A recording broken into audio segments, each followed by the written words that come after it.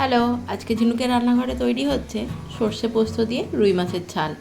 তাই প্রথমেই আমি মাছটাকে নুন আর হলুদ দিয়ে ভালো করে মাখিয়ে তেলে ভেজে নেব। কড়াই আমি তেলটাকে গরম করতে বসিয়েছি। তেলটা এখন গরম হয়ে এসছে। আমি আস্তে আস্তে মাছগুলোকে ছেড়ে মাছগুলোকে হালকা করে ভেজে নেব। এখানে আমি মাছগুলোকে খুব বেশি লাল করে ভাজিনি। আর একটা জায়গাতে আমি একটু সর্ষে পোস্ত আর কয়েকটা কাঁচা লঙ্কাকে বেটে রেখেছিলাম। এখন মাছ ভাজা আমার হয়ে গেছে। ওই তেলের মধ্যেই একটু তেজপাতা দিলাম আর অল্প একটু পেঁয়াজ দিয়ে ভালো করে ভেজে নিচ্ছি। পেঁয়াজটা যখন ভাজা ভাজা হয়ে আসলো তার মধ্যে আমি একটু টমেটো দিয়ে দিলাম। এর মধ্যে আমি এখন একটু হলুদ অ্যাড করে দিচ্ছি।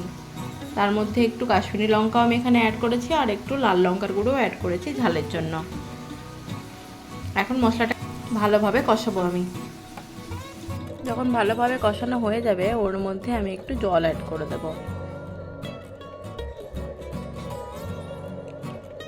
জলটা অ্যাড করে তারপর আমি ওর মধ্যে যে সর্ষে পোস্তর পেস্টটা বানিয়ে রেখেছিলাম সেটা অ্যাড করে দিলাম।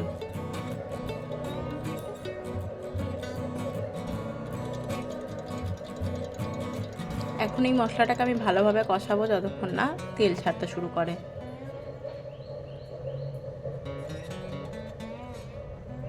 এখন আমার মশলা কষানো কমপ্লিট। এর মধ্যে আমি এখন জল অ্যাড করে দেবো পরিমাণ মতন।